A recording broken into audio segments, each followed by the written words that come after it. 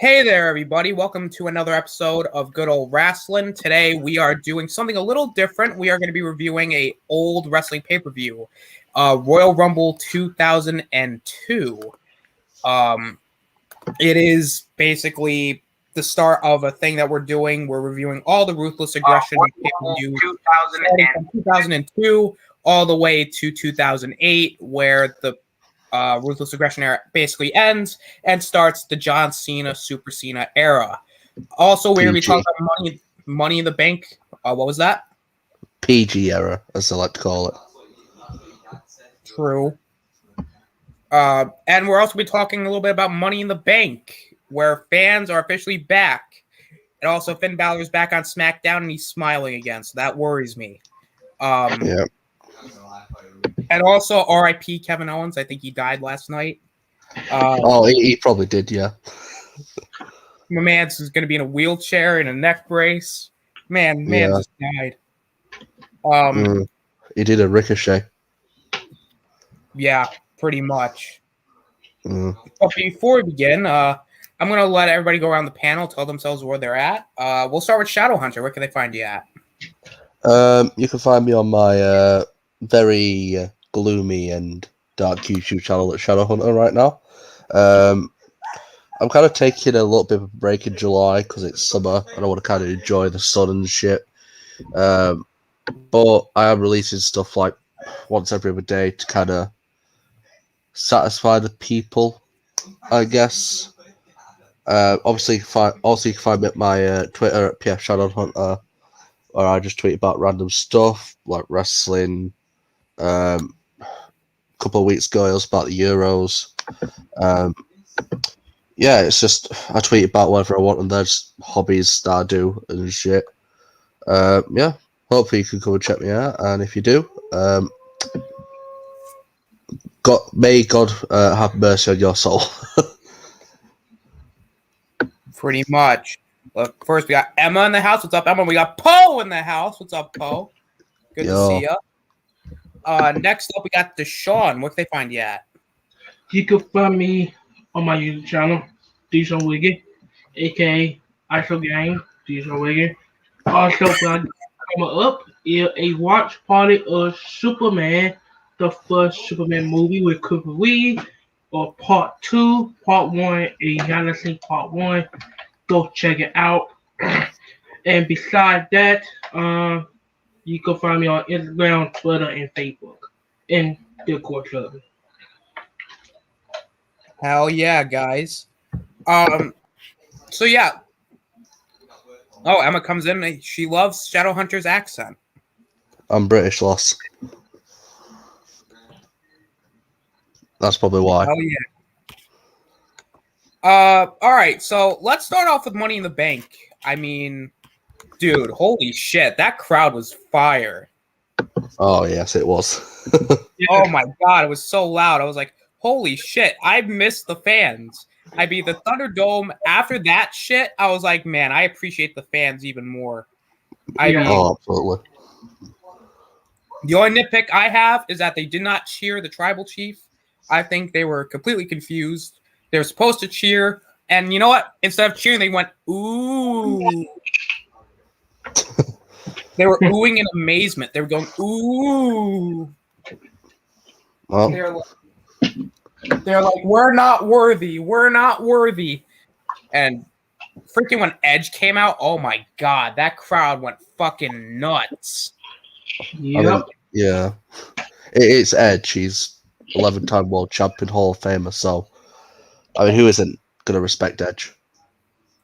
I mean, I even marked out when fucking Edge came out. I'm like, because I love Edge, Yeah. you know? I mean, even like now, like he can still go. Like he's not like Goldberg or Brock Lesnar who wrestle like 2 matches a year. Like freaking he'll if he had it his way, he'd wrestle all the time. Yeah. And also his theme song and his entrance are just god tier. It's mad. It's just insane. Yeah. So, SmackDown was the first show with fans back, and Money in the Bank is the first pay-per-view with fans back. Well, how did it go? Well, I thought it was pretty fucking awesome. Yep. I agree. And it started off with the kickoff show as the Mysterios took on the Usos for the SmackDown Tag Team Championships. If the Usos didn't win, Roman Reigns was going to be like, you can't come home, Us. You ain't coming home. You ain't sitting at the table, Us. Yeah. Only I the can sit at my table. Yeah. Man, very good stuff, between freaking the Usos and the Mysterios. They basically wrestled the back and forth heel face match where the heels kind of control the match for a while, then the babyface get the comeback. And there was a false finish here where I think one of the Usos hit Ray with a super kick and hit the splash, and Ray kicked out. And very clever finish here with the roll up, and then I believe it was Jimmy who got the pin, and Jay held basically took his feet and kept the pressure on, so that way Ray couldn't kick out. I was like, damn, that was actually pretty fucking cool, creative. Yeah. And the Usos are the new tag champs. I'm like, holy shit. You would think after Jimmy got arrested, you'd be like, nah, this man's getting buried. No, they just won the tag belts for the 7th time. And now Roman's like, I'm proud of you. I'm proud of you.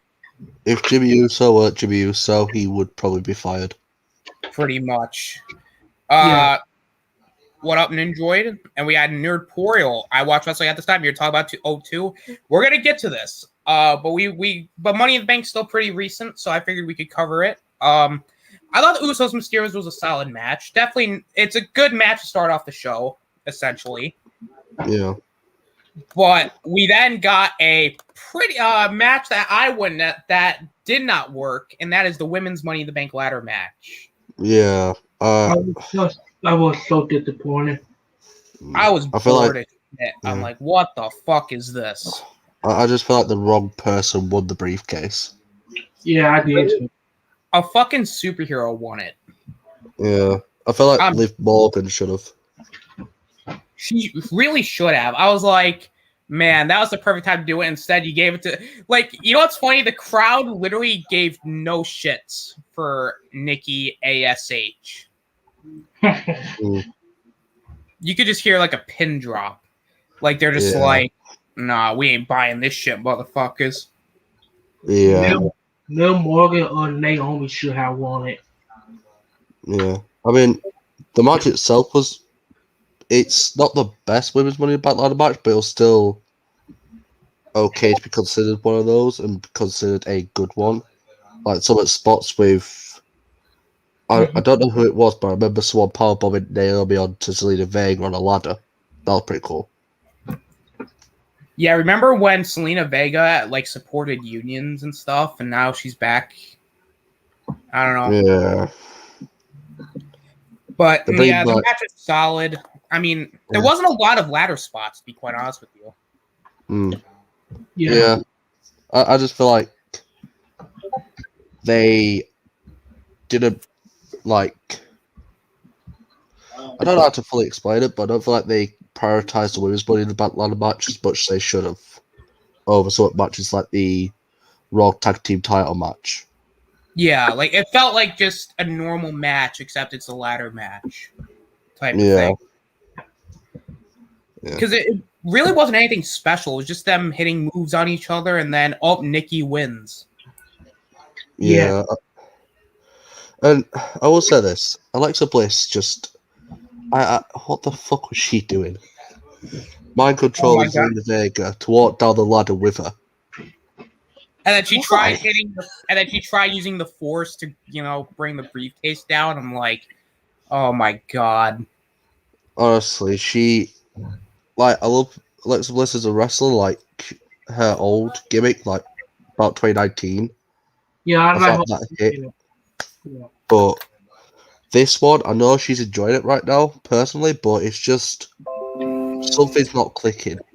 And whilst I think that exact same thing would work for The Fiend because it's more authentic, because it's Bray Wyatt and he's always great with character development, Alexa Bliss just on that level, so she don't really make it click as efficient. Yeah, I'm not a fan of Bliss right now either. I mean, one of the best things she did in this match was she hit his sister Abigail, but turn it into a DDT, which I was like, all right, that's pretty cool. Yeah. But other than that, her character just bleh. I mean, really, all these women stars in this match, it's like, other than a couple of them, I just didn't care. I mean, Natalia Tamina, I mean, it's just Natalia Tamina, who cares? Asuka, I'm tired of her. I don't want to see her ever again. I mean, Naomi would have been a cool choice, but she really had no momentum going into this pay-per-view. Nikki's a superhero. Alexa Bliss's character sucks. I mean, Liv Morgan would have been the right choice to go with here, but yeah, I feel like that could have really built up the storyline with Sonya Deville as well. yeah. Well, it is what it is. But overall, just a solid match. Yeah. Next up, we had AJ Styles and Omos defending the Raw tag titles against the Viking Raiders, and I would say it was a pretty fun tag match. Again, not anything special, but again, it to me showcased Omos in front of a live crowd, and I'll be honest with you, I'm actually sold on Omos. I think he's not like the most flashy guy ever, but as soon as like his offense is basic, but I can buy it being very effective. Yeah, like that movie did with AJ Styles probably threw him outside the ring onto Viking Raiders and stuff like that. And I feel like they learned from Great Khali to not make a giant dude a comedic character because it just won't work. Yeah, and Omos to me works. Like the fact that he like carried, I think it was like Ivar, and he had him like he was like carrying him, and then he like slammed him. I'm like that looked like it hurt. And the fact like he's like carrying these guys around like they're nothing, I think Omos right now could be a potential world champ if done right. Well, I mean, there's been worse for people to be world champions, so. But with Omos, I could buy it, like. Yeah. Almost. Again, standard fare. I think they hit the Viking experience on Styles. Yeah. Oh no, you can go ahead, Sean. How we say? No, I was saying. What were you saying? Oh, I was about to say. Omos got so much potential to be a world champion if they do it right, or they could fuck it up, like mostly do. I think you can do it, but you have to do it at the right time. Like, don't do it now. Yeah. God, no. Don't do it now. Yeah. But if you do it maybe a couple years down the line give him more mic time and make him interesting, I think he could be a main event player. Yeah, I agree with you, not right now, because Reigns and Lashley are they're probably the perfect fits for world champions right now. Oh my God, yes. Especially Lashley and Reigns, and I agree with you. Like, they are two of the most legit world champs right now. Yeah, they look like world champions. Not like, no offense Kevin Owens, but he just doesn't look like a world champion. Yeah. Granted, he's a great wrestler. We see that in the Money Back Ladder match, but he's just... His Universal title run, we saw why he weren't world champion before and why I've been since, because it just didn't work. But I feel like that's all down to Kevin, but anyways.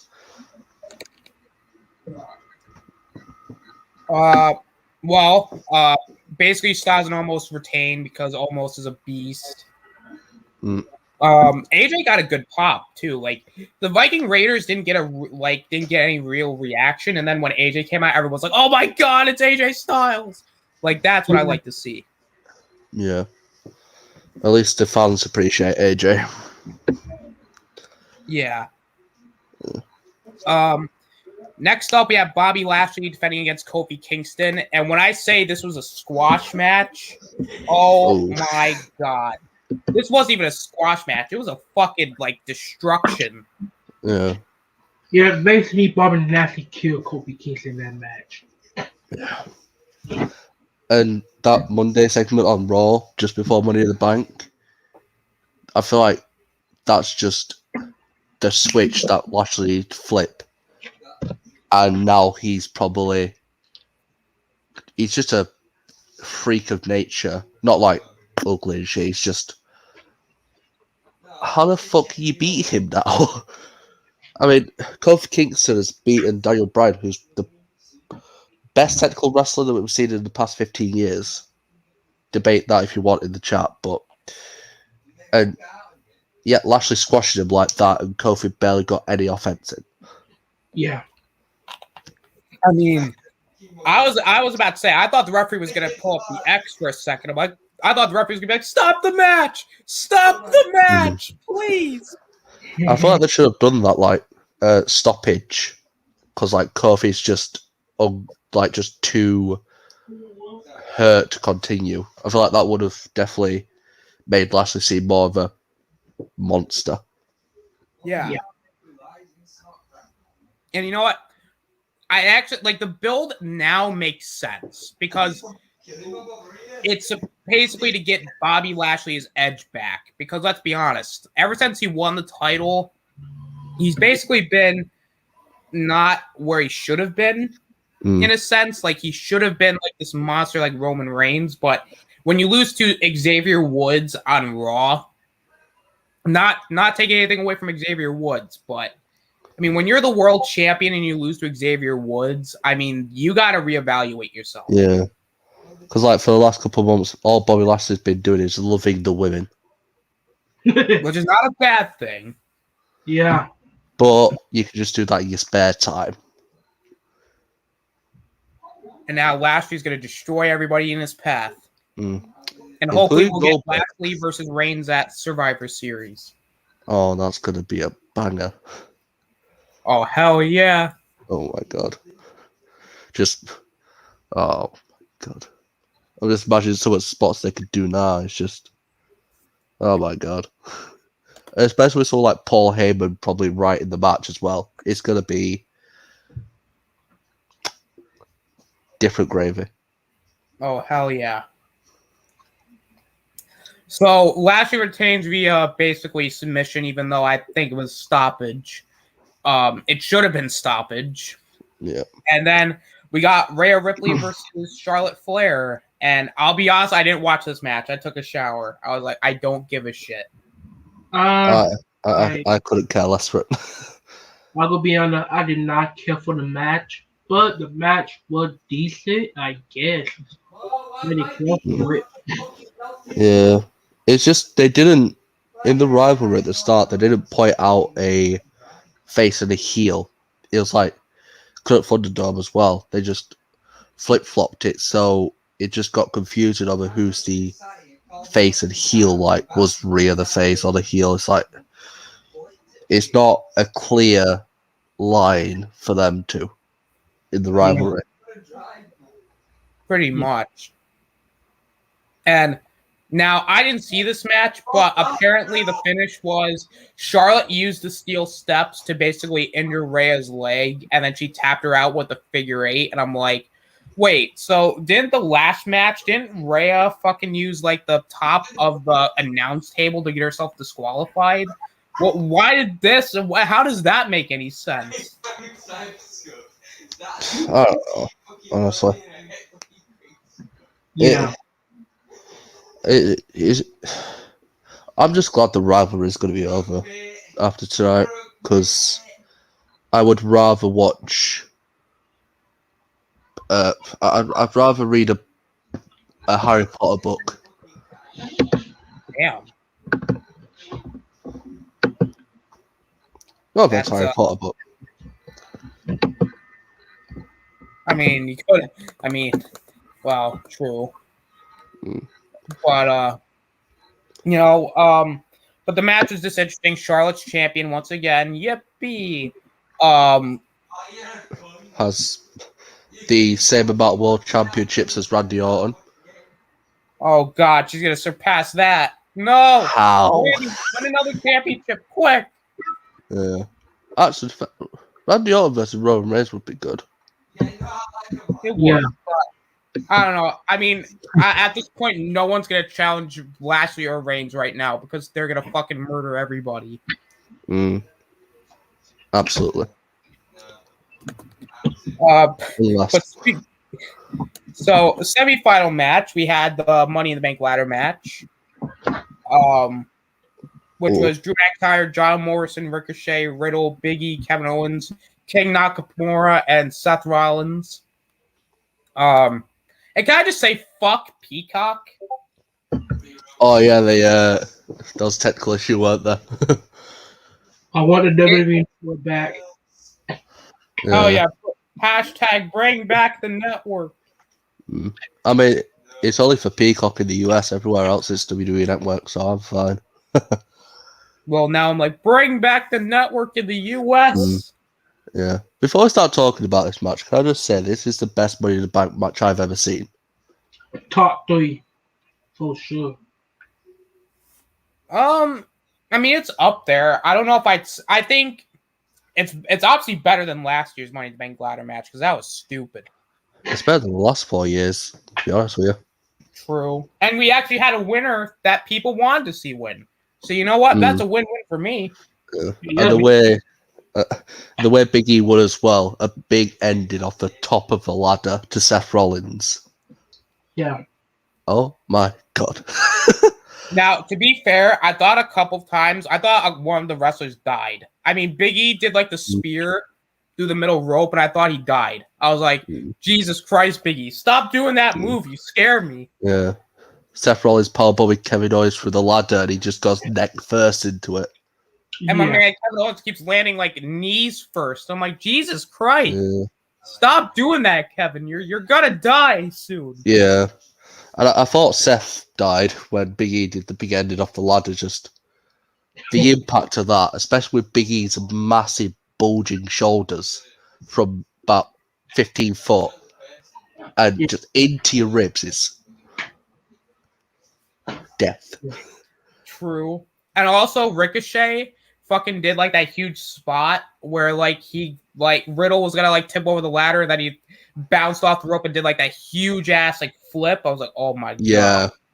No, I feel like this match wouldn't have been as great if it didn't have the acrobatic people like Ricochet, John Morrison, and Matt Riddle.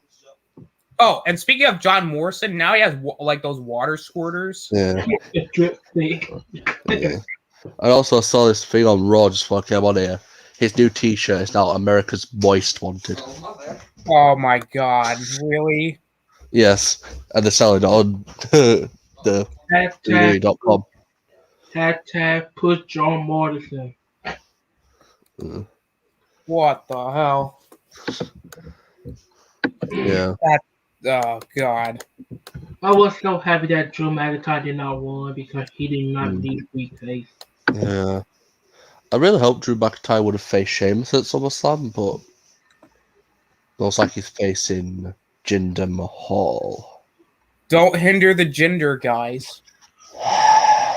Are y'all watching Monday Night Raw now? I'm not watching it. Obviously, there's clips on YouTube from WWE. So. Breaking news, I get that the NXT champion Command Cross making his debut tonight. What? Wait, so is he just going to main roster and? Yep. How's that going to work? Is he going to vacate his title? Is there not going to be a match against Samoa Joe in future? Like what? Oh no, I think he's going to face Samoa Joe at TakeOver, and then he's going to lose. No, because Joe ain't cleared yet. Well, Joe's about to be cleared. Joe's like, I'll clear myself. Because the hype for that match is getting increased every week.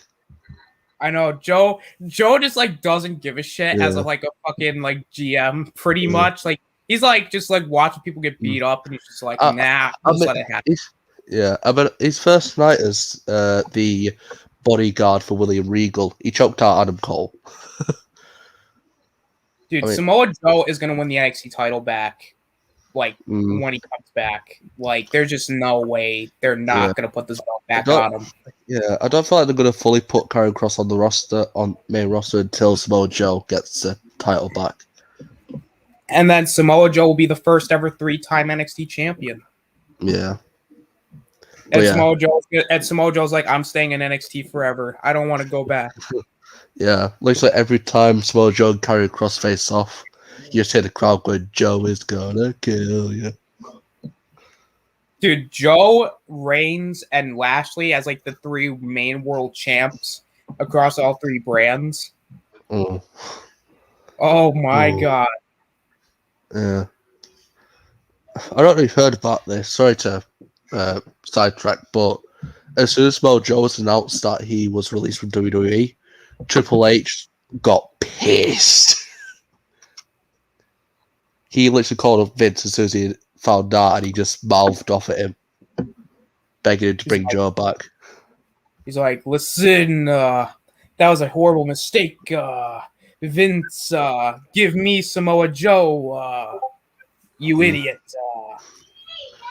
Yeah. And then Vince is like, well, damn, pal. You can have Samoa Joe back, but I'm getting rid of Aleister Black, though. And then Triple H is like, okay. They bring back Zelina Vega, but not Aleister Black. Man, it's crazy. But at least he's Malachi Black now. That match against Cody Rhodes at Fyter Fest or whatever it is going to be top tier. Oh, it's going to be it's going to be fire. Yeah.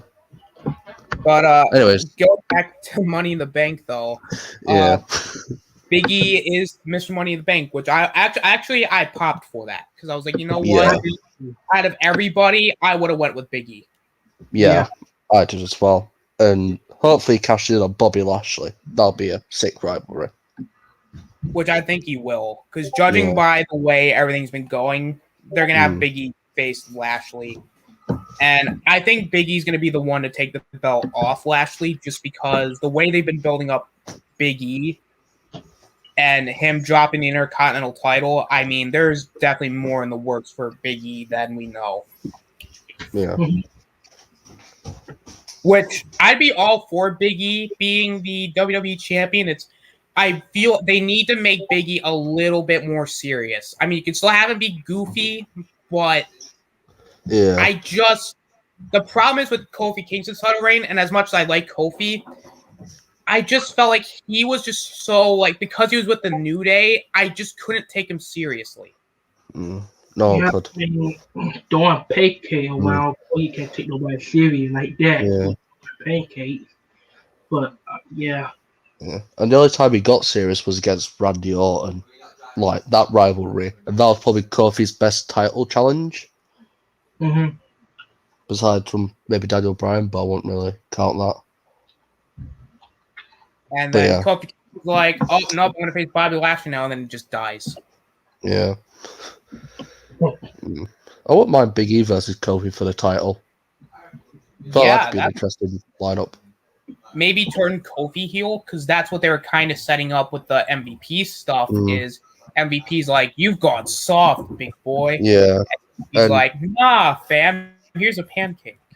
Yeah. And also, fun fact, did you know that the night that Kofi was going to win the WWE Championship, Big E was actually meant to turn heel on him? No, I did not know that. Yeah. Well, Big E said no, and so did Xavier and Kofi, so couldn't do anything about it.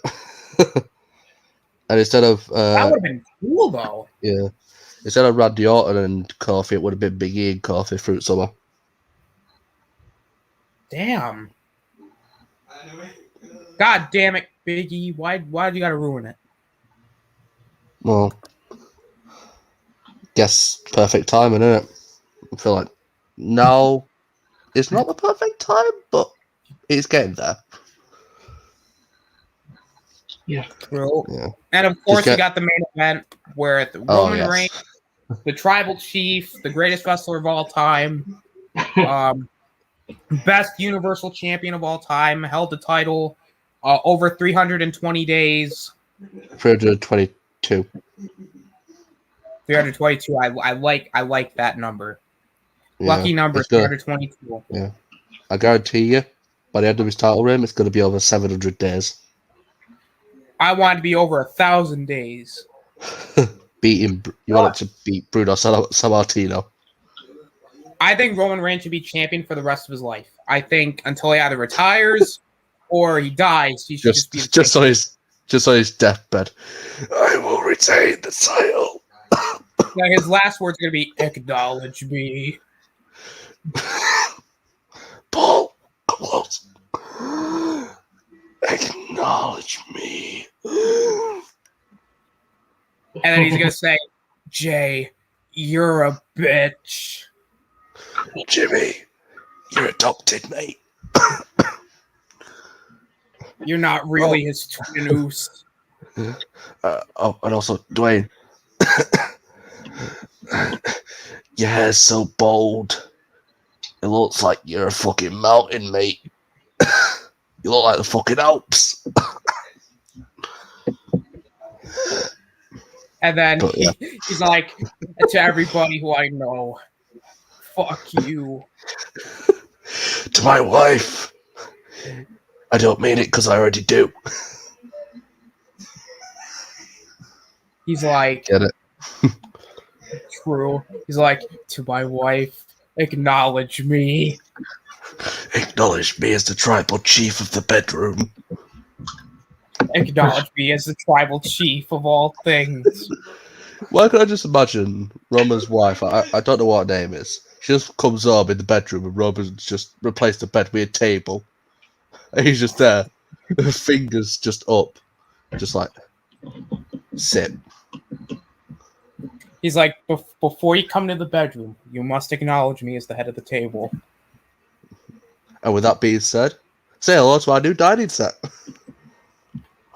He's like, I need you. I'm changing up the decor, Oos. You want wood, or do you want a head? Because you could give me both. Anyway, Edge versus Roman Reigns. Oh my god, dude. This main event was fucking awesome. I mean, oh, yes. That crowd was like completely like, it was like, yeah. My god, it was like they were into this match, dude. Like, I was like, thank God in the crowd for this, because if this was in the Thunderdome, it wouldn't have been the same. Like, Edge versus Reigns, to me, was a perfect match. It was. It didn't do anything. It wasn't crazy flips or crazy like moves.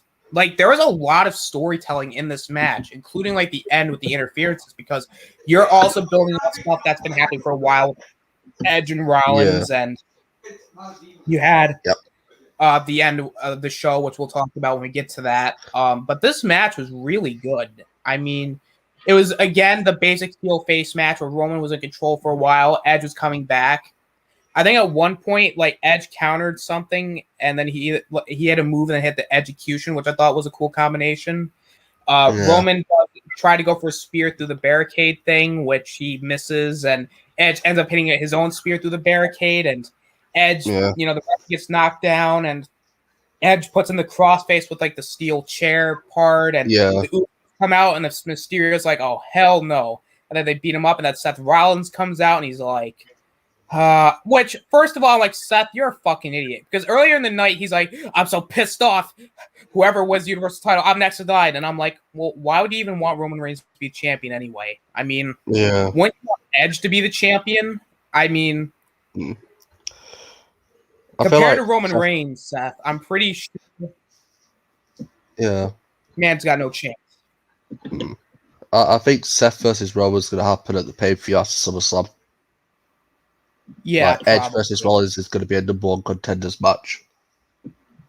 And I think Rollins is going to beat Edge, and Roman's going to destroy John Cena, and Roman's going to destroy Rollins, and then he's going to destroy Bobby Lashley if he's still the champion, and then he's going to destroy The Rock, and then he's going to be champion forever. Let me just say this. The promos that are going to come out of SmackDown in the next 5 weeks are going to be top tier, because whilst in 2017 Cena was just controlling the show with his promos, like that contract signing was probably Cena's greatest promo. No offense to anyone with promos and stuff, but that's just my opinion. But now Reigns has finally got his craft together with the mic. What's talking because he's slowed the pace of it. He's deepened his voice. He don't shout a lot, but when he does, it's with viscous, emotive, and just vile dissent. And I feel like they work together very well, and it will all just mix together to make some of the greatest promos in WWE since The Rock and Austin or CM Punk. Oh hell yeah! But yeah. I better say, I also deal with the best match tonight. 5-star match, best overweight match, and he could win. I mean, I probably agree with that. I think Mm. even though ever since Roman came back in August, he's had a lot of great matches, this might be the best one. Yeah. Granted, it's not Edge's greatest match ever. Because No. obviously you got him against Cena, TLC, him against Mick Foley, WrestleMania, all that's, and him against Undertaker. But this is probably Edge's most, like, it's his greatest character building match. Yep. I agree. Yeah, it's just the aggressive side of him. Whilst he's still a face, and he's getting like a loud pop from the crowd every time he just steps in an arena. Mm-hmm. It's, I'm guessing that's why he's 11-time world champion in the Hall of Fame, because he can do some stuff that no one else could do better. Like, just his moveset may be a bit simple with his spear and execution, and it's just fits him so well. And I feel like he fully showed the full extent of his skill set and repertoire, and he put it all into this match, which paid off very well for him. Yeah, and the finish I thought was a little drawn out because Rollins came out, tried like super kicked Edge in the back of the head. Roman goes for a spear, Edge hits a spear, Roman kicks out, and then Edge tries to go for it again, but then Rollins comes back out. I don't know why Rollins would come back out. I feel like the first time he came out shouldn't have happened. Exactly. Because it don't make sense to have him out twice. Like if it was me doing it, I would have had Rollins come out maybe once and then have the end be where Edge goes for the spear again, Roman counters, hits a spear, wins. Or Edge kicks out because I'm like, well, why would you just end that with one spear? Like have Roman pick him up again and say, you're not better than me. And then he hits another spear on Edge, and then he beats him. And so Roman retains, and then the end of the show, John Cena comes out, and dude, that crowd popped huge for John Cena. That was holy shit. Yeah. That was equivalent to like a Stone Cold Attitude Era pop. Like that was crazy. Like there was no Cena sucks chance. It was just like a full on like pop. And I went, wow. Yeah. Because when Cena was at WWE full time from like 2005-6 to 2015, somewhere around there. We just got so used to him there. But when he left, it just like that key point that's rather the shows and stuff just went away.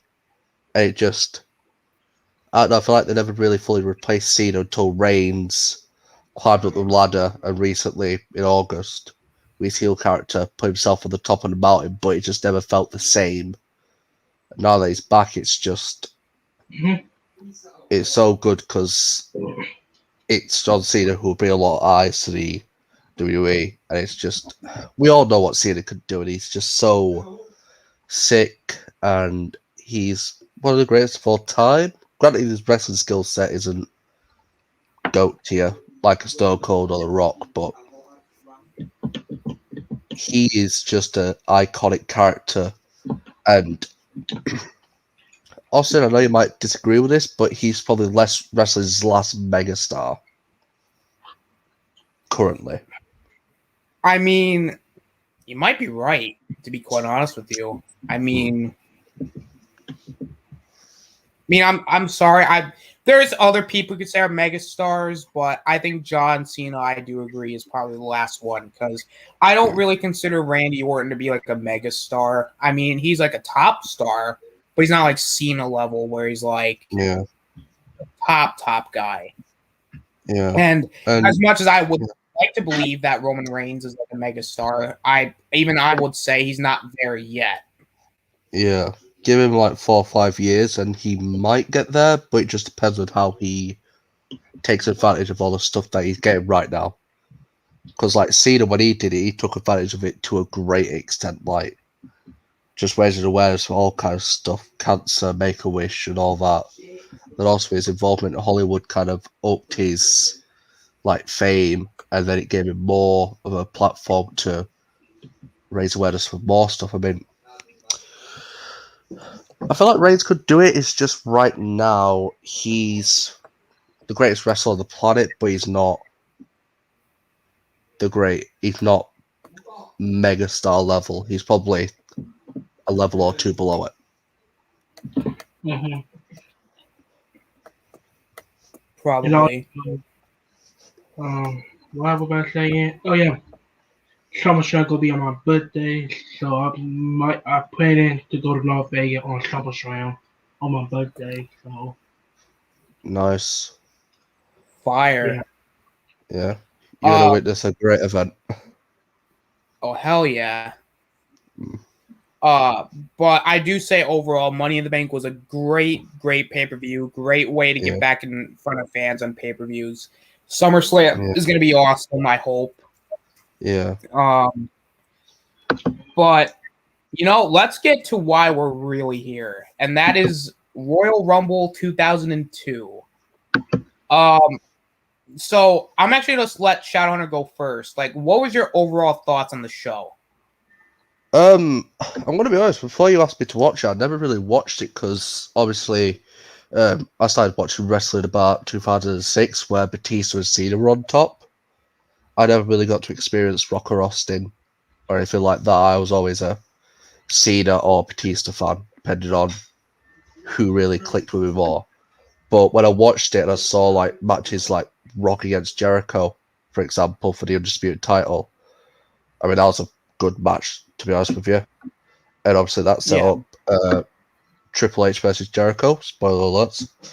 But yeah, the pay-per-view overall, gotta be honest, it was a really strong way to start 2002, especially at that time, and especially with the way they'll transition out of the Attitude Era. I feel like that was the good way to start doing it and bringing in young talents and stuff like that.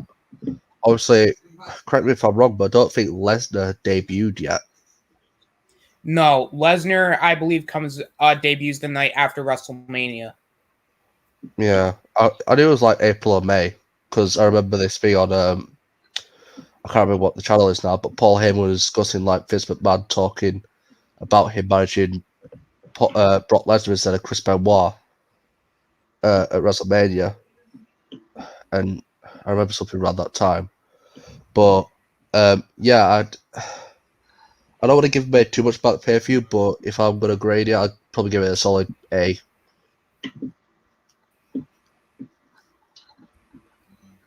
Damn.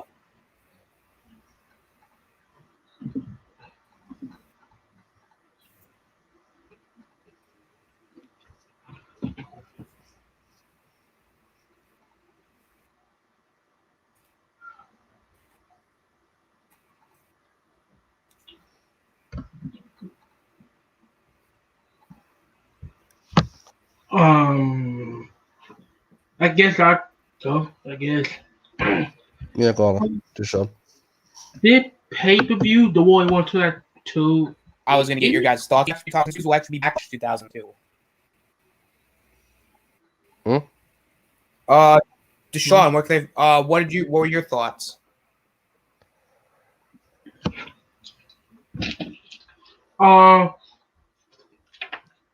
World War 2002. I will watch it.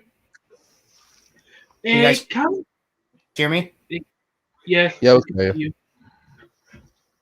It kind of, I enjoyed the pay per view back then. Back then 2002. It wasn't that special, Triple H won the Royal Rumble after that big injury he had in 2001. Spoiler Um, alert. oh yeah, and Keep ready, Sean. Chris Jericho with the undisputed championship back then when they merged the WWE champion and WCW champion together. So that was kind of cool. And Dudley Boys, you know, back then were great. But paper as whole, it was good. With Flair puts the Vince McMahon, was funny, but very a good old man match, I guess. But beside that, the paper was good. I give it a B plus. All right, good deal. Uh, Overall, I will say I thought the show because I watched this a couple times, and the second time I watched it for like because I actually analyzed the matches and I actually took notes of all the spots and stuff. I thought I actually agree. I think the show was really good. Other than maybe one match that I don't think hit the mark, I think everything else was good. Like, and I agree with Shadow. It's a good way to start off 2002. Um, and it does. And while it's not necessary, well, I guess the Attitude Era is already done with at this point. This is like kind of like the in between period where they're still Yeah. trying to figure out what the fuck it is. It's a transition phase. Yeah. Because it's not really until like maybe Vengeance or before then where the Ruthless Aggression Era really started. Mm. But here it's kind of like the in between period, and it's actually kind of it's interesting. Like it has like Attitude Era vibes, but we're not in the Attitude Era anymore. Type thing. So, but I'm gonna go more in depth with the matches, and I'm gonna ask you guys what you guys thought of each match. So, obviously the show emanated from the Phillips Arena in Atlanta, Georgia, with over 60,000 in attendance for Royal Rumble 2002. And I will say, actually, like just the way the arena, like the entrance looked, and just the set. I mean, this is what wrestling needs right now: is creative sets for their pay. Yeah. Because the problem is with like WWE right now is like all like their pay-per-views have like the same like Raw, SmackDown stage where like if you look at this show in particular, like they had like a creative set, like just creative. They just had more creative stuff to it, and yeah. Oh man, and it was actually called WWF Royal Rumble 2002, not WWE, which I was like. Because I do remember that they didn't officially go to the WWE thing until like Judgment Day 2002, if I'm not mistaken. Yeah, but so you can't mention WWF because they blur it out on everything, even the turnbuckles. Well, actually, I think WWE at this point now is just like we don't give a shit. We're gonna say WWF. Yeah. And the commentators for the night are Jim Ross and Jerry the King Lawler, who I will say, and I'm going to keep saying this, are the best commentary duo of all time. Yeah. Can I just say before we get going that Pat McAfee has done a great job as commentating so far? I agree.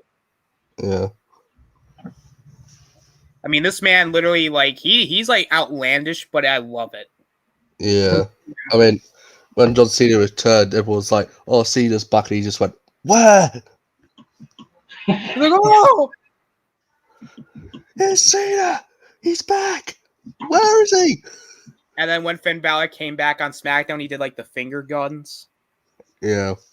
And this man's getting like he's like sitting with Big E and like, oh my God, Pat McAfee's awesome. He rules. Yeah.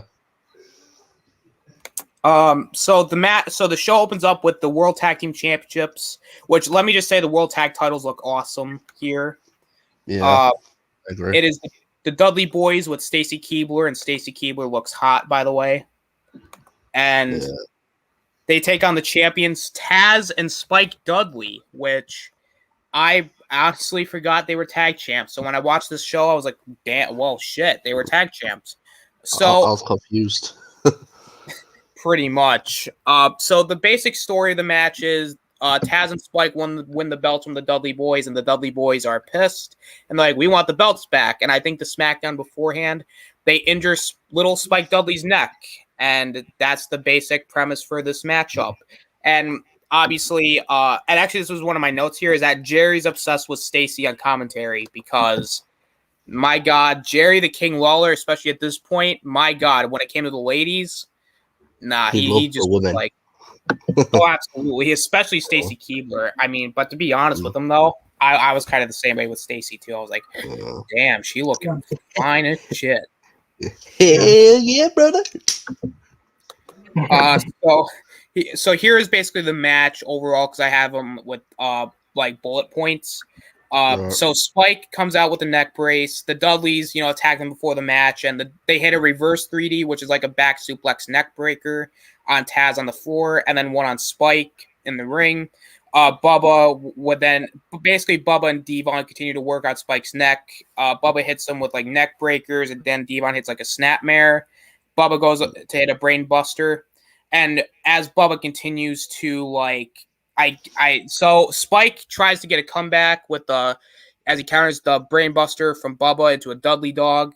Devon would then distract the ref, so Spike can't tag in Taz, which then results in the Dudleys hitting a double flapjack. Devon goes for the headbutt, but Spike counters. Devon and Bubba Ray try to hit Spike, but they end up clotheslining each other, which then leads into Taz getting the hot tag, and he began throwing Devon and Bubba Ray with Taz plexes. He tries to pin Devon with the Northern Lights Tazplex, but gets broken up by Bubba Ray. Spike then comes in with a crossbody on Bubba. Taz hits a big boot on Bubba Ray, which then Spike hits another Dudley dog up to Bubba Ray. As this is going on, but Stacy gets on the apron, tries to get involved, but Taz is like, no, brother, and she ends up in a Taz mission. Devon hits Taz, but he ends up knocking Stacy off the apron, which then Jerry's like, oh my God, Stacy, come here, I'll help you.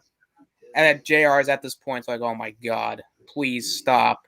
And then Spike tries to hit a Dudley dog on Devon, but Devon throws Spike out of the ring. And then Devon runs at Taz, but he ends up getting locked in the Taz mission, which then he taps. And the match was actually over 5 minutes. I personally give the match a C+.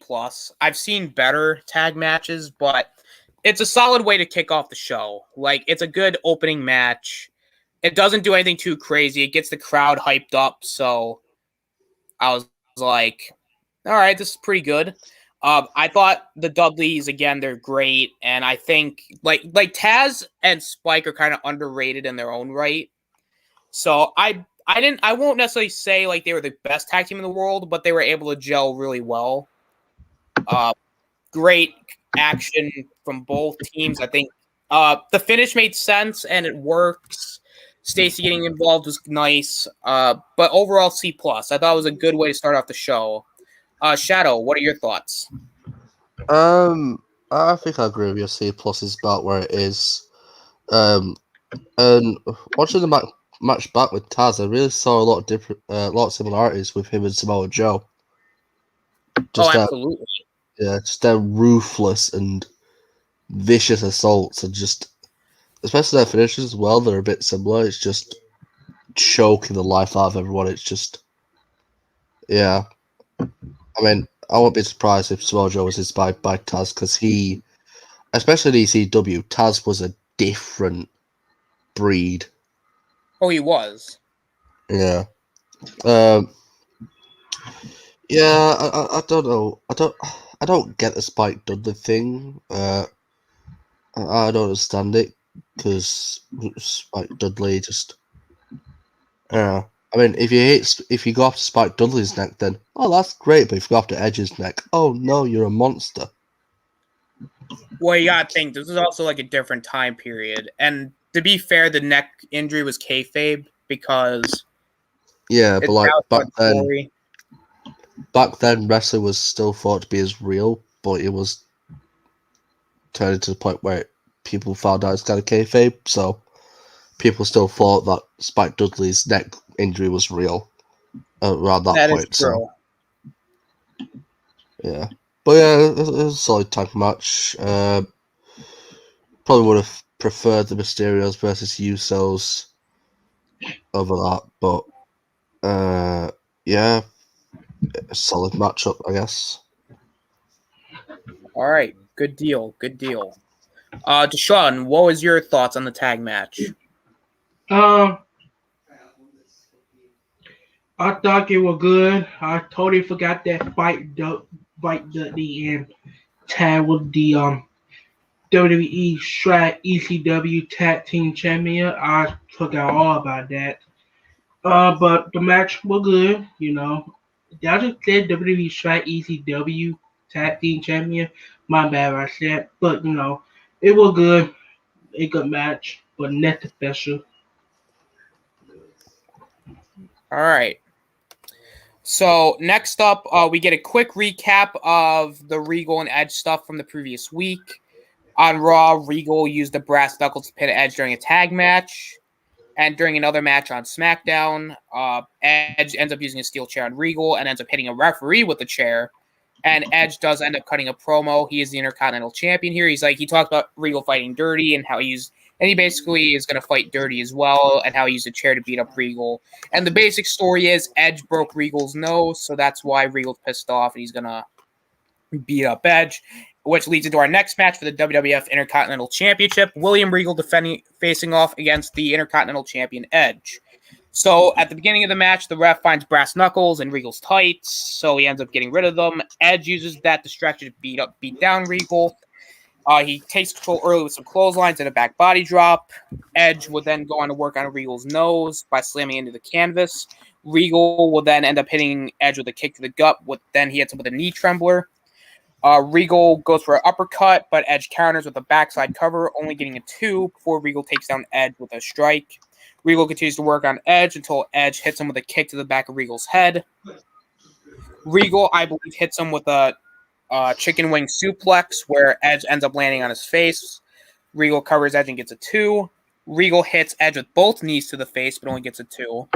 Regal then puts him in a chin lock. Edge tries to get out of it, but Regal hits a forearm. Regal puts Edge in a double underhook position, but Edge counters with a backdrop with the arm still hooked, but gets a 2, and Regal hangs on and hits a double underhook powerbomb, but he gets a 2. Regal punches Edge, sending him to the outside. Regal puts Edge in a double underhook position on the edge of the apron, but Edge hits him with a DDT on the apron, resulting in both men dropping to the floor on the outside of the ring. Edge went for a cover, but Regal's leg was on the rope. Edge Irish whips Regal into the corner, but they end up colliding their heads into each other. They trade shots. Edge gets the comeback. He hits him with a spinning heel kick and a suplex. Edge goes to the Edge-o-matic, but Regal counters with a German suplex. Then Edge hits Regal with a clothesline for a 2. Regal tries to hit Edge Edge tries to hit Regal with the execution, but Regal counters with the Regal stretch, but Edge gets to the ropes. Edge would then counter, then put Regal in the Regal stretch, but Regal gets to the ropes. After that, Edge hits a drop kick to Regal's back and uses a roll-up pin, but gets a 2 count. Edge goes up to the top rope, and Regal goes for a double underhook suplex off the top rope, but Edge pushes him off and hits Regal with a spinning heel kick from the top rope. Edge goes for a spear, but Regal puts the ref in front of him, so the ref goes down. Afterwards, Regal hits Edge with the brass knuckles, and he gets the 3 count, giving Regal the win and the Intercontinental Championship in a 9-minute match. Michael Cole would then go on to interview Regal about the match, and Regal says it was about the power of the punch. I gave this match a B-. I thought the match overall was good. It was a good singles match. I wouldn't again necessarily say it was like the best match I've ever seen, but I think Regal and Edge worked well with each other. I think they told a good story here, especially with the build-up we've seen before.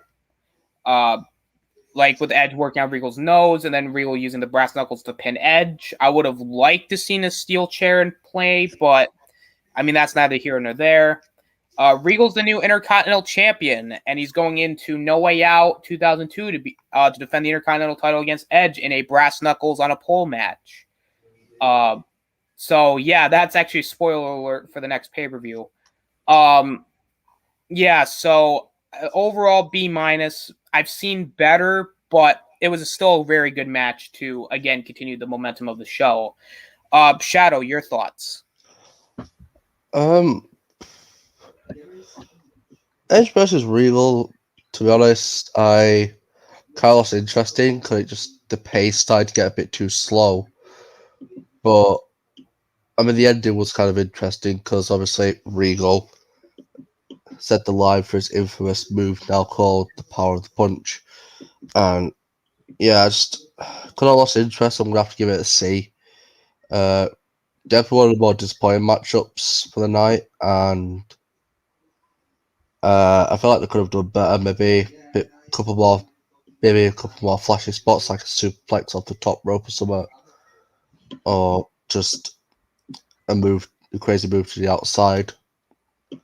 But it was just a normal grappling game. It was just like,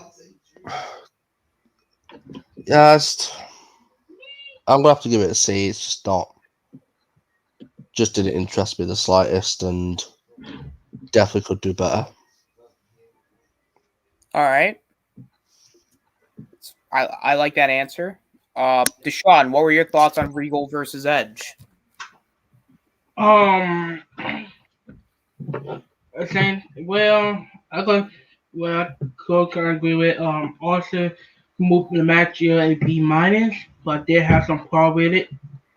So I mean the match was good. You know, you got Edge, one of the greatest wrestlers of all time. You got Regal, one of the most underrated WWE wrestlers of all time. So I mean, match could be good, but they should have.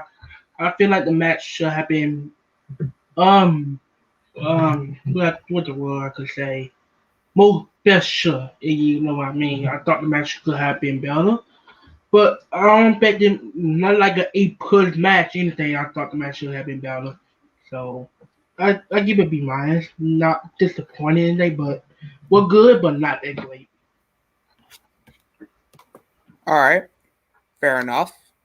And also, what did when they emerge the WCW I think champion with the Intercontinental champion? I believe they unified the WCW US title and the IC title at Survivor Series the previous year, I think. Oh, because I thought they were holding two belt with the Yantic champion and the Intercontinental champion. So that's why I asked that question. Yeah, no, I think with the IC title, they only like with certain titles, they basically got rid of like the WCW belts and they just gave it like just the WWF titles. But I think it was only with the WWF title when Jericho unified the belts that they were like, nah, he's gonna get two belts. Yeah, I remember that. I remember that one. Indeed. So then we get a recap of SmackDown where Jazz attacks Trish from behind and injures Trish's hand. And the basic story of the matchup is Jazz is the number one contender, and Jacqueline's like, well, what the fuck? I want to be in the match. And then she's a special guest referee, and Trish injures her hand because of Jazz. So Jazz hits Trish before the match begins, and she hits Trish with Trish's hat. Jazz starts off the match with strikes in the back body drop.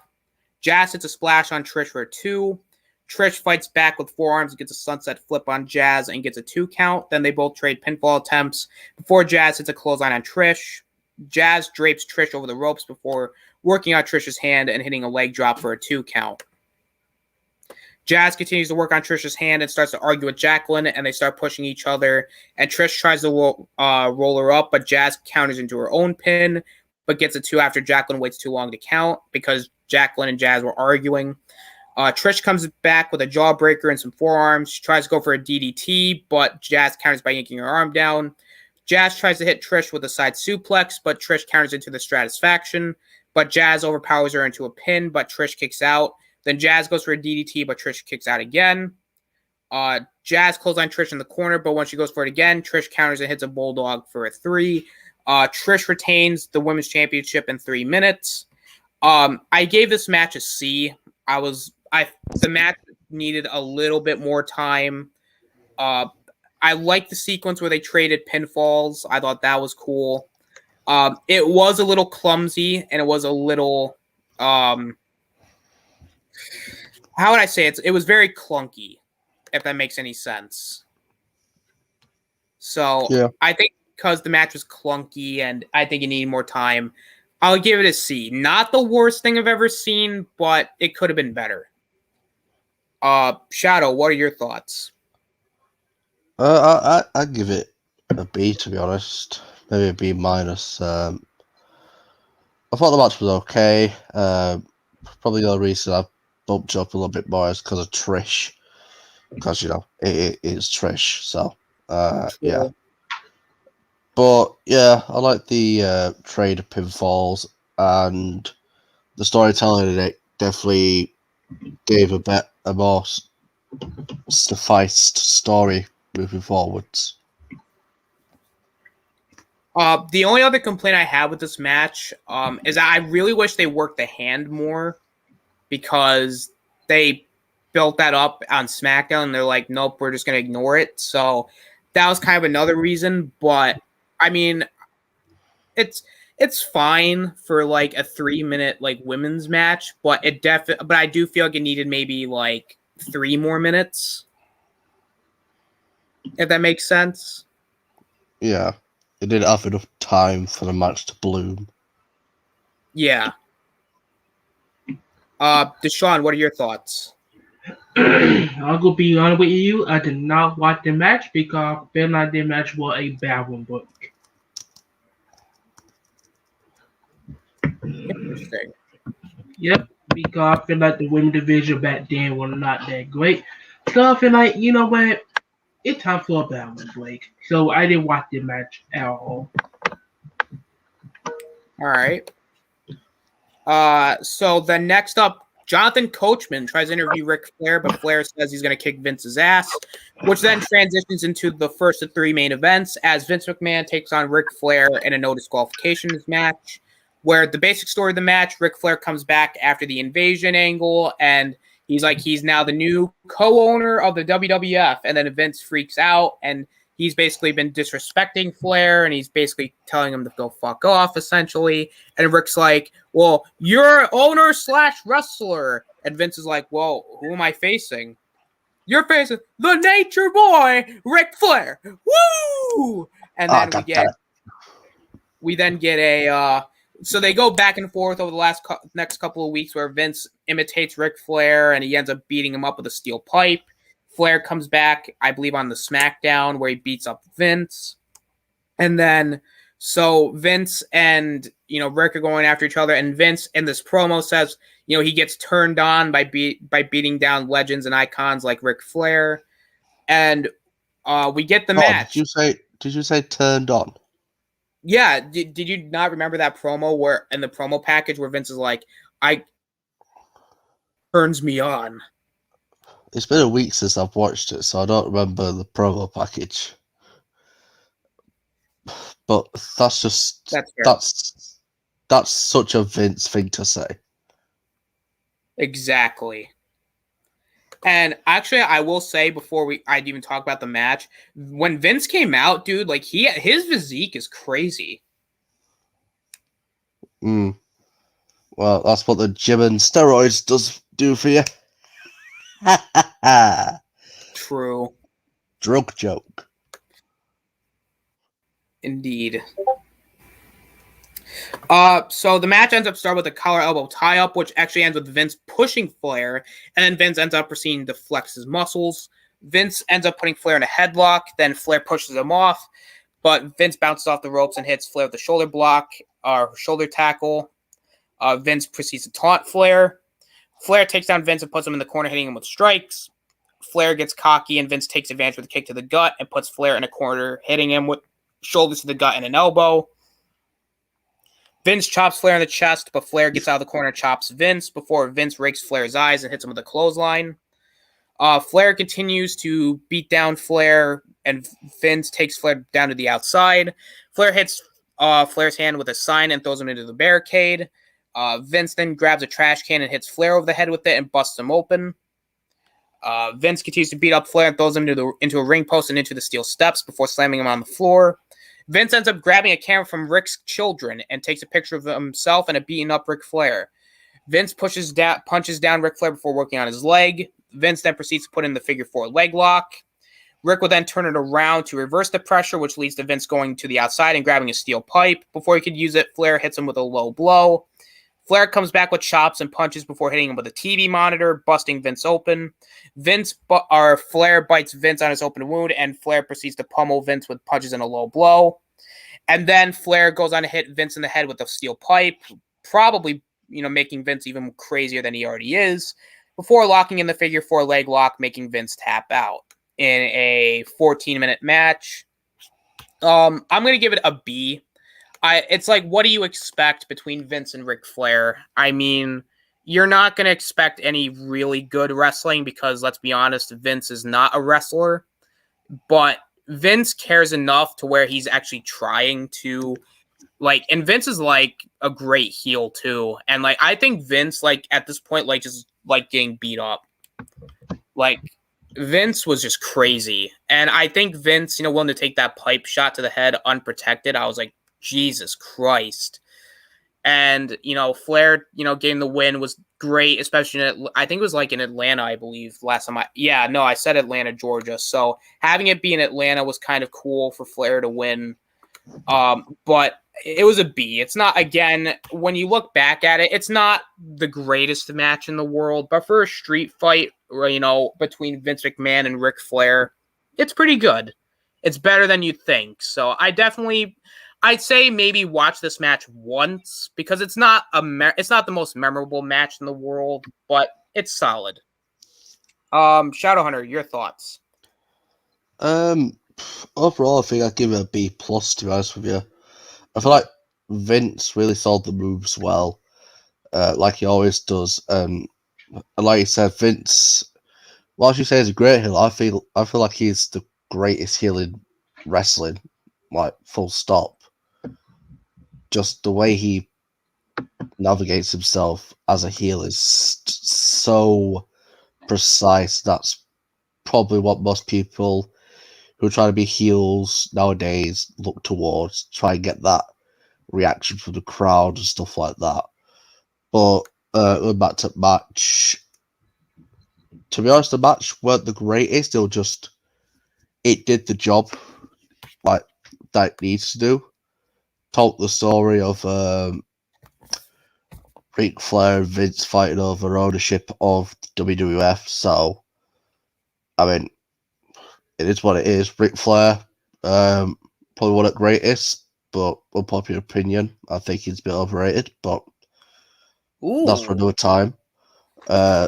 Vince, not a wrestler, but a bit I wouldn't say he's good at selling. He's as good at selling moves like Ziggler, but he can sell moves pretty well. And I feel like they just work together, and it just created that street fight. Granted, could have been better because we saw Shawn Michaels versus Vince, and that was a hell of a match. That street fight, but I just feel like Ric Flair's age didn't help the fact, and also Shawn Michaels probably the greatest wrestler to live. So. Yeah. Yeah. All right. I like that. Deshaun, what are your thoughts? Taking it a two-man fighting in the WWE ring. But besides that, nothing special. We got two old men getting the heck out of each other. So, is the match good? No. But they had a good meaning to the match. And I feel like, these kind of match like with Vince always don't be good. If your name is Shawn Michael pushing Vince or Triple H pushing Vince. But besides that, the match was okay at its best. I did not expect the match to be the greatest match of all time because due to these two. But it was a okay match. A C plus. All right. Fair enough.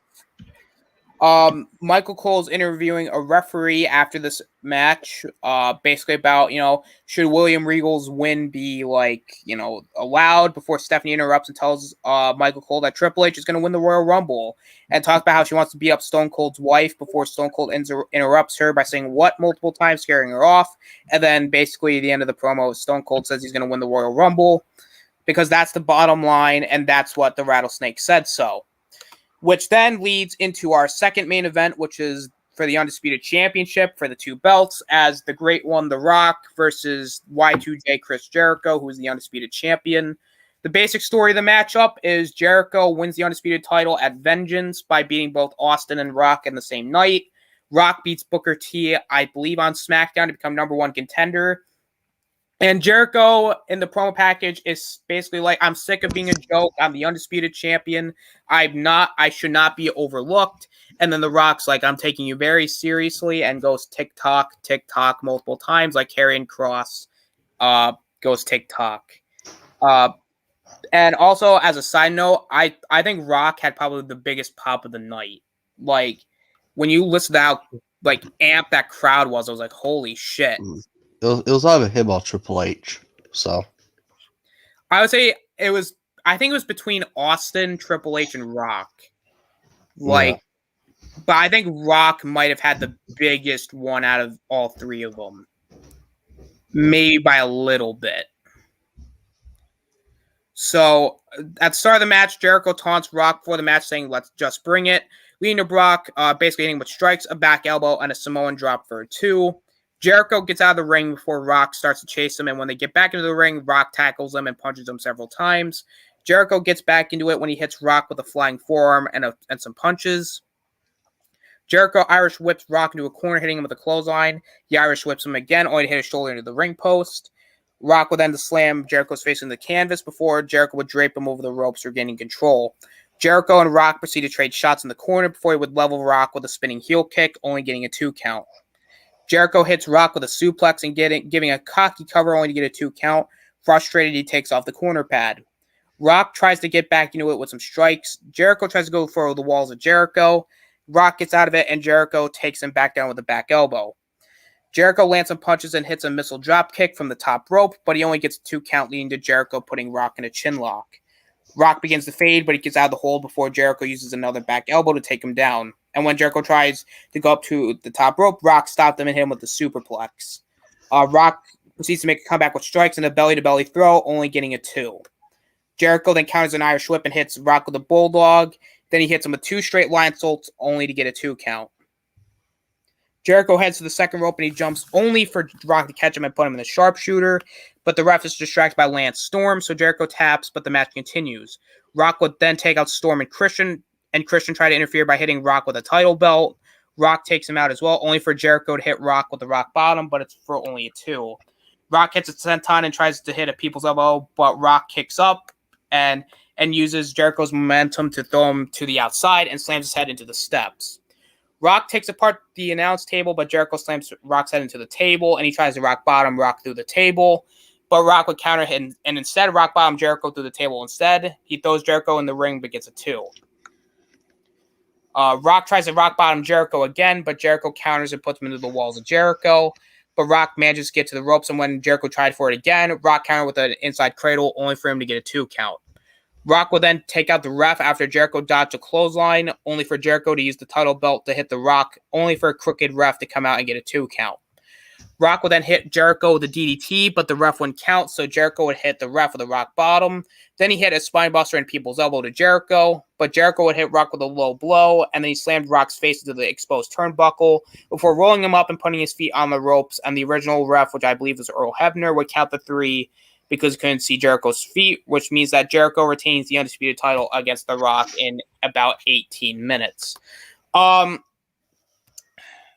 I give this match I give it a B plus.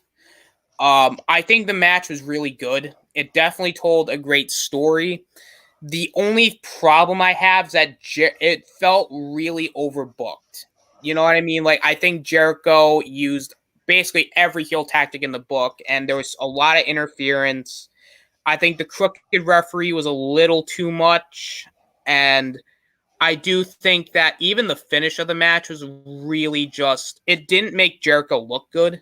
Like, I thought Jericho kind of looked like a joke because he couldn't beat Rock convincingly, which kind of, like, I don't know if that was the intention, but it kind of made Jericho, like, kind of basically make him out to be what Rock basically said. You know, he's a joke and he's overlooked because of shit like this. But other than it being overbooked, I think, again, it's Jericho and Rock. Like, what the hell are you going to expect? You're going to get a really good match. Is it the best match these two have ever had? No. But again, I still think it's really, really good. I give it a B+. What say you, Shadow? I'd give it a A-. I do agree with you to a certain extent that the match was overbooked, but I feel like they just wanted a highly produced match for a highly produced show. Kind of get something the crowd excited for the Rumble and to get them rumbling. Pun not intended.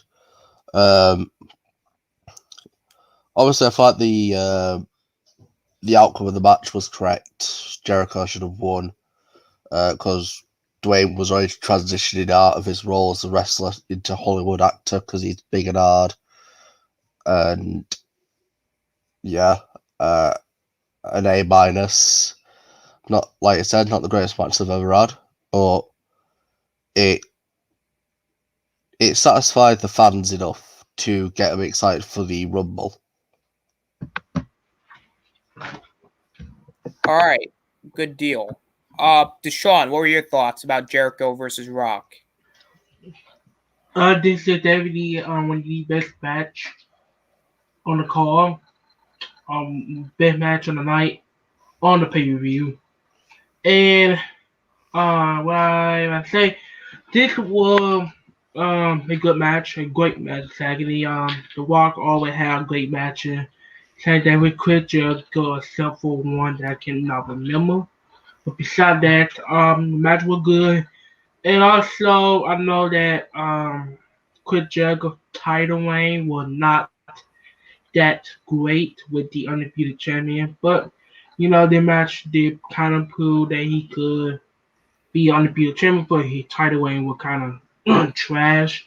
Besides that, the match was good. I give it a you know what, A+. All right. Good display of grades there. I think we can all agree that this match was great. Then following this in WWF Times Square, we have Shawn Michaels there, and he ends up giving his predictions on who he thinks is going to win.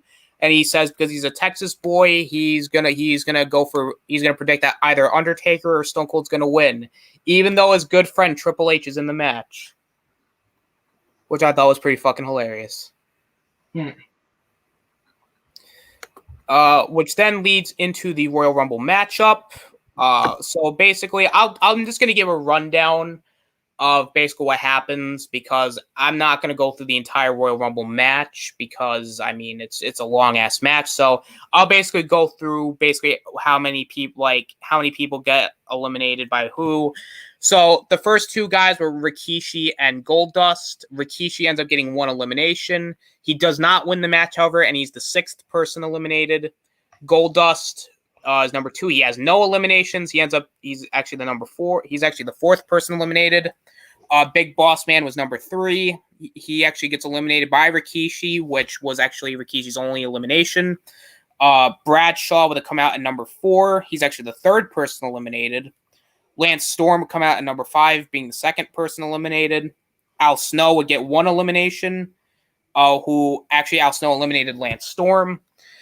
I think Al Snow, I believe, was like the 5th person eliminated. Billy Gunn gets one elimination, which he actually eliminated Bradshaw. He was the 7th person eliminated. Then at number 8 was The Undertaker, and he ends up getting 7 eliminations. He actually eliminates Rikishi, Goldust, Al Snow, Billy Gunn, and he ends up eliminating both Matt and Jeff Hardy, who've been feuding with The Undertaker, as Undertaker actually beats up Lita as well. Maven actually comes out at number 11, and Undertaker is like, man, look at this guy. And then he ends up beating up the Hardys, and due to the distraction, Maven actually eliminates the Undertaker with a drop kick from behind. The crowd goes berserk. And then, of course, Undertaker proceeds to fucking murder him. He basically, attacks him throughout the building. He actually eliminates Maven, and he actually throws his head through a popcorn maker, and he actually eats popcorn. So Taker gets 7 eliminations. Sky Too Hottie comes out next. And then I believe Christian comes out as number 13. Those who go at it for a while. I think Sky Too Hottie gets no eliminations. Christian gets 3 eliminations. At number 14 was DDP. He gets 1 elimination. I believe he eliminates Sky Too Hottie. Then Chuck Palumbo comes out. He gets 2 eliminations, which were really just assist eliminations with him and Christian, as they both eliminate the Godfather and Albert. Then Perry Saturn comes out at number 18, and then followed by Stone Cold Steve Austin at number 19. He gets 7 eliminations. He actually makes it to the final 4. Austin actually eliminates Christian, Chuck Palumbo, Perry Saturn. Then Val Venus came out, and then Stone Cold eliminates Val Venus. Test comes out at number 21, and again, Stone Cold eliminates Test. Then we get Triple H, who comes out. He and Austin go at it for a bit. Hurricane comes out, and Stone Cold and Triple H. Hurricane goes for the double choke slam on Stone Cold and Triple H, but again, they overpower him easily, and Hurricane gets thrown out. Fruit comes out at number 24, and Triple H eliminates him. Then we get Mr. Perfect returns, and he makes it to the final 4. Kurt Angle comes out, and he also makes it to the final 4. Actually, makes it to the final 2. Big Show comes out at number 27, which then followed by Kane, as Kane actually slams him out of the ring. RVD comes out at number 29, gets pedigreed, and then Booker T comes out and eliminates RVD, resulting in Austin hitting him with a stunner, and then Booker T gets eliminated. So then the final 4 are Stone Cold, Triple H, Mr. Perfect, and Kurt Angle. They're all going at it. Kurt Angle actually eliminates Austin first. Austin gets pissed off at this and hits everybody with a steel chair, resulting in Mr. Perfect, Kurt Angle, and Triple H. They're the final 3. They're fighting each other. Mr. Perfect actually hits Kurt Angle with a perfect plex and a snapmare, and then Triple H eliminates him, resulting in Angle and Triple H being the final 2. They go at it for a while. Angle thinks he eliminates Triple H, but then Triple H comes back in the ring, hits the face buster, and ends up eliminating Kurt Angle, resulting in Triple H getting only 4 eliminations, and Triple H actually wins the Royal Rumble and is going to face the undisputed champion. Who's it going to be? Cough, cough, Chris Jericho.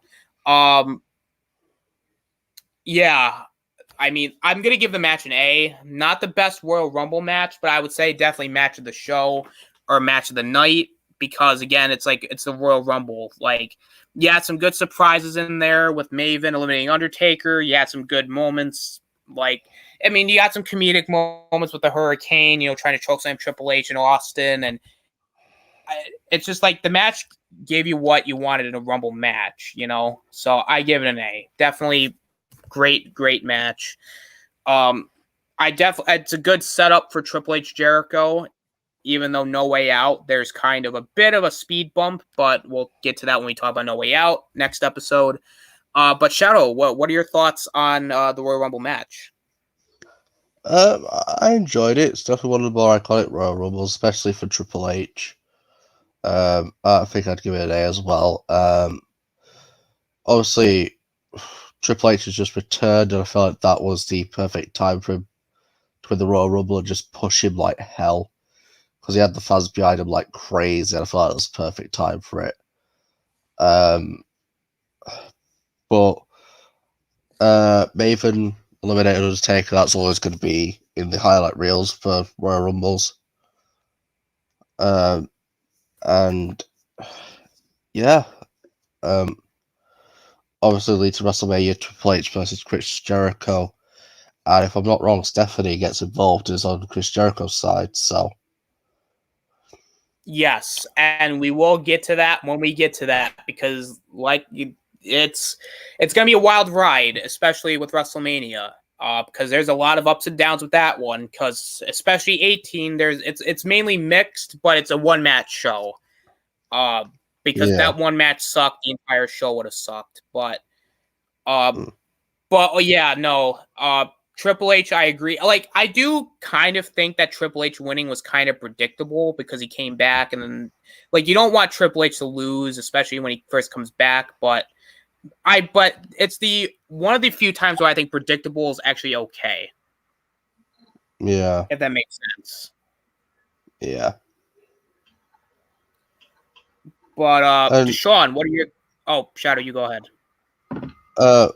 another unpopular opinion. Triple H is actually one of the greats, and he's underrated. You know what? I kind of agree with you, but at the same time, I disagree with you on the fact he's underrated because I wouldn't necessarily call him underrated because he's a 14-time world champ, but at the same time, he's underrated because I feel like people don't really, I wouldn't say people don't respect what he does. I think there are just things that he did in his career that I think people kind of look back on and they're like, ugh. Because trust me, throughout this entirety of these Ruthless Aggression reviews, we're probably going to get sick of Triple H. Because the Reign of Terror, especially for the next, well, from I would say 03 to 05, like that was like when Triple H was like at his worst. So I just wanted to warn everybody now. Deshaun, what are your thoughts on the Royal Rumble match itself? I thought the Royal Rumble was great. We had some good more. We had some fun about it. Like Hurricane trying to choke Triple H and Stone Cold Steve at the same time. That was kind of funny. And the Undertaker beat the living hell out of Maven. That was kind of good. And I feel like the White got won because Triple H just came back from an injury. And I feel like they're gonna get that Royal Rumble win anyway. So yeah. Besides that, Royal Rumble, it was good. I give it a second best match. All right. So I think we're all on the general consensus that both The Rock and Jericho and the Royal Rumble match was two of the best matches of the show. And I think overall I'd give the show a B plus. I think there were a couple matches where I'm like, they're okay. Like they're not like none of the matches actually sucked. Like, did you guys notice that? Like, I thought that every match on the show, even if they weren't great, they were still fun. Yeah. And because again, I know I'm gonna give higher ratings for later shows, but I think for already Royal Rumble, like to kick off these reviews, starting at a B plus, I think that's actually a good thing. Yeah. Yeah. I agree. So before we wrap this up, does anybody have any last things you guys want to talk about or? Well, I'm looking at the stuff for Monday Night Raw. I don't want to spoil everything, but so far from what I can see, Jeff Hardy has brought back No More Words as his theme song. He did? Yeah, and he beat Karrion Kross in 3 minutes. What? Oh, the Tyler Baby clean the clock now. Yeah. Keith Lee faced Lashley in the Open Challenge, which was cool. Yeah. Wait, Keith Lee? Yeah, he faced Lashley in the Open Challenge, but Goldberg came out to confront Lashley. Oh, God. Yeah. Oh. I'm just... Yeah, I'm more surprised Jeff Hardy beat Karrion Kross, the XC champion, in 3 minutes. 3? Yeah, 3. Jesus Christ. I'm not even fucking with you. Oh, Tyler Baby, somebody. Like, yeah. And then from what I'm seeing, so I guess Jeff Hardy. So are you sure that Jeff Hardy brought back No More Words? Huh? Yeah. That's fucking awesome. Yeah, the crowd just fucking popped when they heard it. Honestly. Oh, I wouldn't be surprised. Yeah. And I guess from what I'm seeing, Rhea Ripley's facing Charlotte again. Yeah. Oh, Yeah. Yeah. I see a lot of memes of Triple H when Karrion Kross lost to Jeff Hardy. It's just someone crying. yeah, pretty much. Yeah. Oh, and next week, we're getting a rematch for the Raw tag titles. Viking Raiders Oh my versus God. AJ Styles and almost. So Raw is just going for fucking like rematches. It's like see SmackDown was like really good, and then Raw just was like, nah, we're gonna do the same thing, fam. Yeah. Sweet matching. I don't get why they made Jeff Hardy beat Karrion Kross. I guess no more words made him into a god. I guess. Unless Jeff Hardy's going to be fighting Karrion Kross for the XT title. But even then, that's kind of stupid. Why would you have Cross beaten in 3 minutes? I don't know. Vince McMahon just gave a middle finger to NXT. Like, fuck you, pal. Yeah. Bury all your talent. Mm. Oh, God. Yeah. What do you expect? Yeah. Well, Cena's promo on Reigns was good. Keith Lee versus Lashley seems like it's going well. Or it went well. Becky Lynch is not back. So that's disappointing. Well, I think yeah. she might come back like at the end of the Raw Women's title match. But that's really just thinking at this point. Yeah. I'm just confused. Oh, this is perfect tweet for it. Jeff Hardy has lost to Jinder Mahal, The Miz, Sheamus, John Morrison this year, but he defeats Karrion Kross, Logic. who is the NXT champion, which is technically a world championship. Oh, and I saw a tweet where it's basically someone tweeted live look at Triple H hashtag WWE Raw, and it's somebody kicking a printer. Yeah. I'm glad they brought back no more words, though. Yeah, that was cool. Yeah. I mean, they did promise it, but yeah. They did. And yeah. I'll give them that. They actually went through with it, so... They basically just brought back the major stars of the Ruthless Aggression era now. Well, yeah, because at this point, they're like, fuck, well, this isn't working. Go back to the past.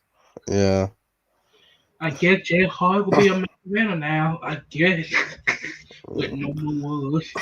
I mean, Jeff Hardy versus Sheamus would be a bad match. No, not really. That would be a good match, to be honest. Yeah. There's way to update you on Raw. That's how it's going. Shithousery. And this week's award goes to Jeff Hardy. And are y'all excited to see Goldberg pushing Bobby Lashley? No. I'm excited to see Bobby Lashley absolutely demolish Goldberg. What the round Goldberg will beat Bobby Lashley in 10 seconds. I'm just waiting for SmackDown to see Reigns and Cena go at it, and then Edge and Rollins. Yeah. Because obviously SmackDown is just on a different level. You got SmackDown on the top, you got NXT in the middle, and you got Walls up down the bottom. Whilst Raw's okay, it's just it doesn't hit the mark with 90% of the show. Yeah.